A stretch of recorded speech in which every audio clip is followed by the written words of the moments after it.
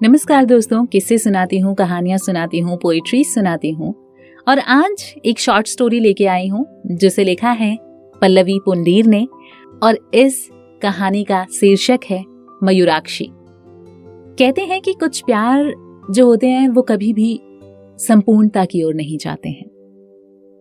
कुछ रिश्तों की कोई मंजिल नहीं होती है, उनका कोई नाम नहीं होता है, लेकिन वो जो प्यार होता है उसका कोई अंत भी नहीं होता है, कभी ना खत्म होने वाला प्यार। ऐसे ही एक रिश्ते को सहेजती ये कहानी मैं आप लोगों के सामने रखने जा रही हूं, सुनिएगा। उस दिन यदि मेरी भावी पुत्रवधू यानी मेरी होने वाली बहू पारुल मुझसे उस संगीत के कार्यक्रम में जाने की बात ना कहती तो शायद ये कथा अधूरी ही रह जाती। ये एक संयोग ही था कि पारुल का परिवार भी इंदौर से था, जो मेरा जन्म स्थान ही नहीं, आरंभिक कर्म स्थान भी था। वर्षों पहले मैंने खुद ही इस शहर और देश दोनों से संबंध तोड़ लिया था और जब मुझे ऐसा लगने लगा था कि अब शहर की स्मृतियां ही शेष हैं, तभी भाग्य ने मेरे बेटे सुमन को पारुल से मिला दिया। पारुल के परिवार के आग्रह पर ही मैंने सुमन और पारुल का विवाह इंदौर से करना नियत किया है। लेकिन जब से मैंने इंदौर की धरती पर पग धरा, इन 5 दिनों में मैं एक असमंजस की मरीचिका में भटक रहा हूं। 4 बजे पारुल ने फोन किया था। पापा, सुमन से आपकी संगीत रसिकता के बारे में बहुत सुना है। आज शाम 7 बजे सुरालय में मेरी चाची श्रीमती मंजूषा का गायन है, आपको आना ही होगा। मैं अचल, निर्विकार, निरीह खड़ा रह गया। कभी इसी नाम की एक स्वामिनी के कंठ ने ही मुझे उसकी मैत्री के डोर में बांधा था। उसके स्मृति मात्र से ना जाने कैसे मेरी सूख चुकी हृदय की टहनियों पर एक नव पल्लव स्वयंभू हो गया। आकाशवाणी भोपाल की इस बहुचर्चित कलाकार के विषय में तो सुना यही था कि आमंत्रित किए जाने पर भी जाति अपनी शर्तों पर ही है। हम लोग समय पर पहुंच गए। वहां पारुल का पूरा परिवार पहले से ही उपस्थित था।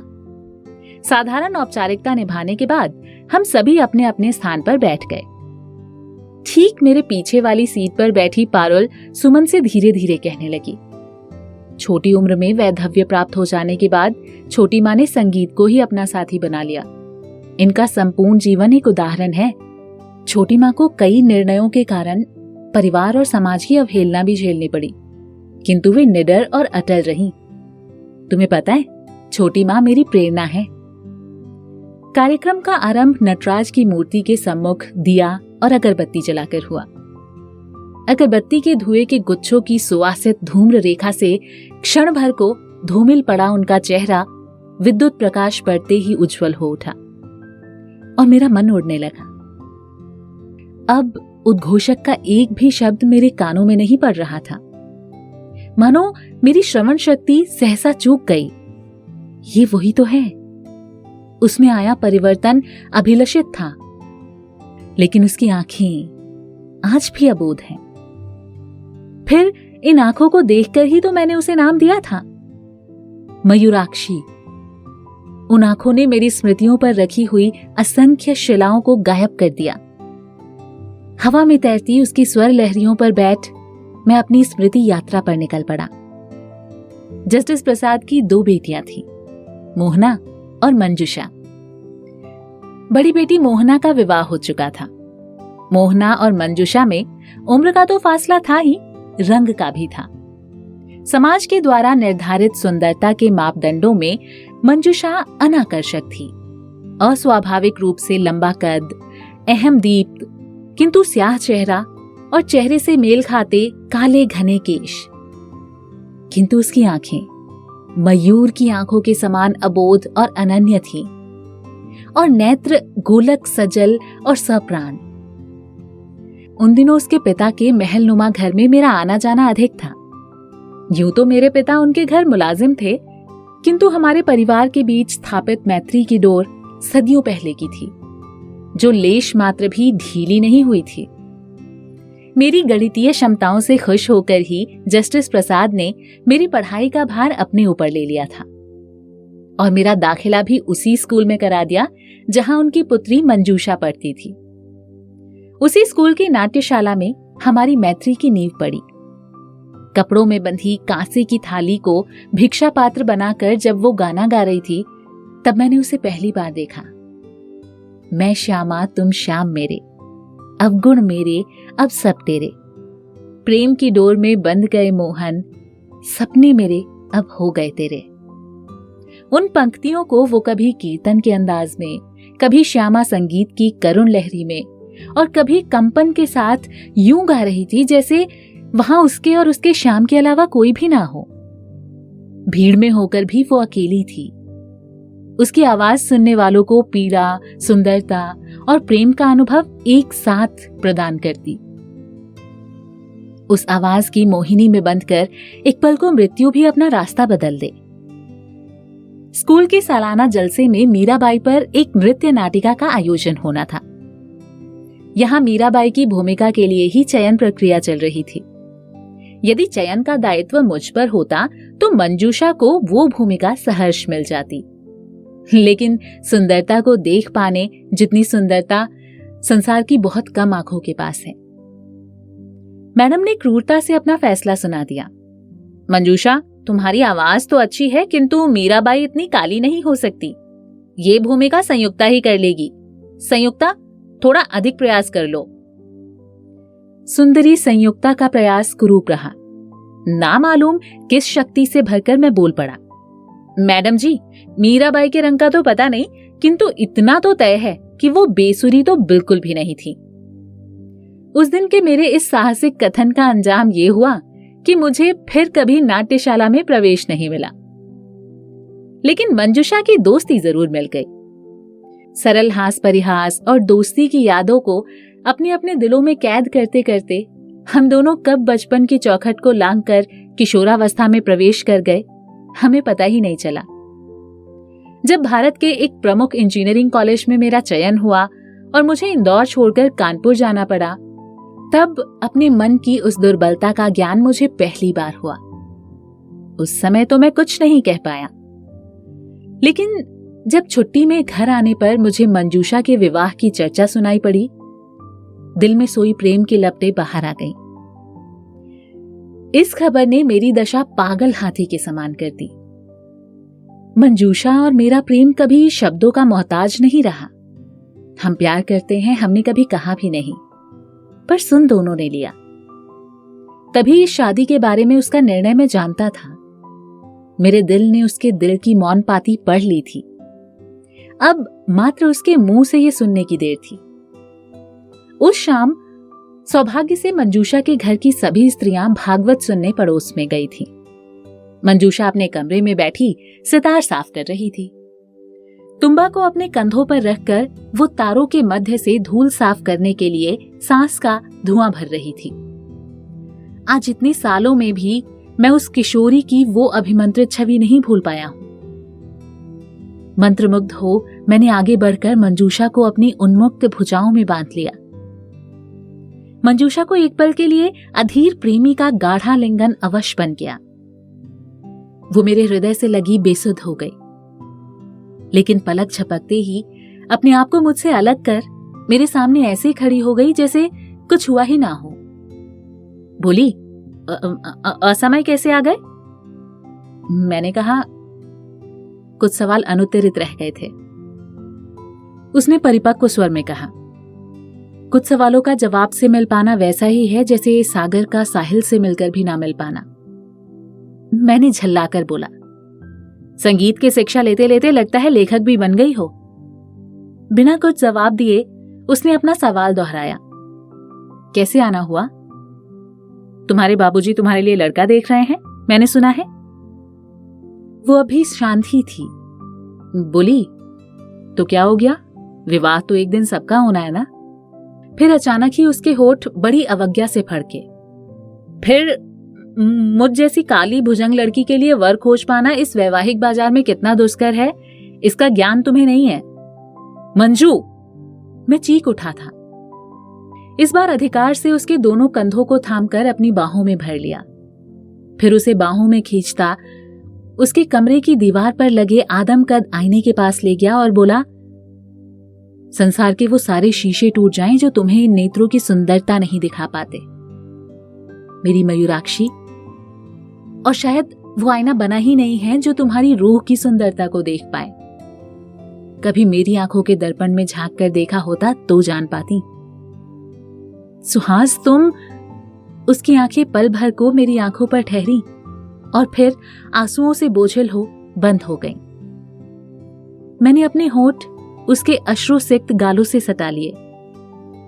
संवरने की शैली, शारीरिक हाव भाव का ज्ञान और परिधानों की समझ प्राप्त कर कोई भी मोहिनी का रूप धारण कर सकता है, किंतु वास्तविक सुंदरता स्वयं को स्वीकार कर लेने से उत्पन्न हुई सहजता और आत्मविश्वास से नजर आती है। सुंदरता तुम्हारे रंग में नहीं, नेत्रों में नहीं, शारीरिक बनावट में भी नहीं, और किसी अन्य की आंखों में तो बिल्कुल नहीं है। वो तो तुम्हारे अपने मन में है। तुम्हारे मन की ये आंतरिक सुंदरता तुम्हारी स्वीकारोक्ति के बाद तुम्हारे चेहरे पर प्रभास के रूप में नजर आएगी। फिर न उसने कुछ पूछा, न मैंने कुछ कहा। जहां दिलों के बीच संवाद कायम हो जाता है, वहां शब्द व्यय नहीं करने पड़ते। कुछ समय बाद मैं चला आया। वापस जा रहे हो? उसने दुख और गुस्से की मिलीजुली आवाज में पूछा तो मैंने मात्र सिर हिलाकर जवाब दिया, यही सही होगा। मंजूषा की आवाज आश्चर्यजनक रूप से ठंडी थी। मैं झल्ला पड़ा। तो लक्ष्मी ने सरस्वती पर विजय प्राप्त कर ही ली। इस कहानी का भी अंत वैसा ही हुआ। वो बोली, सुहास, कुछ कहानियों का अंत कभी नहीं होता, मात्र अल्प विराम होता है। मिलन अथवा वियोग नहीं होता, मात्र विरह होता है। ऐसा होना ही सही है और ऐसा ही होना चाहिए। आगे जाकर स्वार्थी प्रेम रागिनी के स्थान पर शून्यता पैदा करता है। तुम्हारा और इस प्रेम का हित विरह में ही है।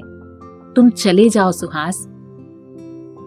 प्रेम की बाजी हारकर भी मैं पराजित नहीं रहा, पर प्रेम और विरह की गहन व्यथा ने मुझे घातक रूप से साहसी बना दिया। मन के किसी अज्ञात कोने में मंजूषा की यादों को कैद कर मैं आगे बढ़ गया। अटूट परिश्रम और निष्ठा का अर्घ्य प्रदान कर मैंने सफलता का पुरस्कार भी प्राप्त कर लिया। कनाडा में अपने प्रारंभिक प्रवास के मध्य ही मैंने छोटी बहन शोभना का विवाह भी कर दिया। मेरे माता पिता भी इंदौर छोड़कर दिल्ली बस गए। कभी कभी शोभना से ही मंजूषा की खबर प्राप्त हो जाती थी। फिर शोभना से भी मंजूषा का संबंध टूट गया। मेरे लिए इतना ही बहुत था कि मंजू अपने नूतन परिवेश में खुश है। परंतु भागने पर भी मैं अपनी नियति को कहां छल पाया। शोभना के आग्रह पर मैं उसके इकलौते बेटे के अन्नप्राशन के आयोजन में शामिल होने कनाडा से दिल्ली आया, पर मेरे वहां पहुंचने से पहले ही नियति कुचक्र चल चुकी थी। शॉर्ट सर्किट से निकली एक लघु लपट ने कब एक विकराल रूप ले लिया, किसी को पता ही नहीं चला। देखते ही देखते उस अग्निकुंड में मेरा पूरा परिवार भस्म हो गया। शेष रह गईं उनकी स्मृतियां और अबोध सुमन। मंजूषा द्वारा रिक्त हृदय के इस सिंहासन पर मैंने सुमन को स्थापित किया और अपनी नई यात्रा पर निकल पड़ा। आज इतने सालों बाद वही मंजूषा आंखें मूंदे संगीत के किस लोक में खो गई है। कार्यक्रम समाप्त हो गया। वो हॉल में गूंज रही तालियों के बीच हाथ जोड़कर पल भर को खड़ी हुई, फिर चली गई। इससे पहले कि पारुल मेरा उससे परिचय कराती, मैं भीड़ को चीरता हुआ उसके सामने खड़ा हो गया। सहसा हुए इस आघात के लिए वो भी तैयार नहीं थी, चौंक गई। फिर उसकी लज्जा और भय से झुकी हुई पलकें उठी और मुझे सिर से पैर तक पल भर को निहार कर फिर से झुक गई। ये देख मैं एक बार फिर प्रणय के अंधकूप में धंसता चला गया। आयु के साथ शरीर बूढ़ा होता है, लेकिन प्रेम परिपक्व और समृद्ध होता है। पर मैं कहां अपनी आयु के समान व्यवहार कर पाया। उस क्षण मैं अविवेकी बन उस चेहरे से दृष्टि फेरने की हर कोशिश में हार गया। चारों ओर मुझे अपने हृदय की उन्मादी लपटें दिखने लगी। अपना सारा साहस बटोर कर मैं मात्र इतना कह पाया, अभी मेरे साथ चलोगी मंजूषा? कहीं बैठकर बात करते हैं। चाहने मात्र से जो आंखें कामदेव के कठिन बाणों को व्यर्थ सिद्ध कर सकती हैं, वो मेरी आंखों पर रुकी और फिर मेरे पीछे खड़ी भीड़ पर जाकर स्थिर हो गईं। मैंने पलटकर पीछे खड़े सुमन, पारुल और उसके परिवार को देखा। फिर कनखियों से मंजूषा को देखा। उस निर्दोष चेहरे की कातरता मेरा कलेजा निचोड़ गई। इस बार वो उनकी तरफ इशारा करके बोली, क्या कहकर मेरा परिचय दोगे? मेरे मुख पर एक उदास मुस्कान खेल गई। मयूराक्षी।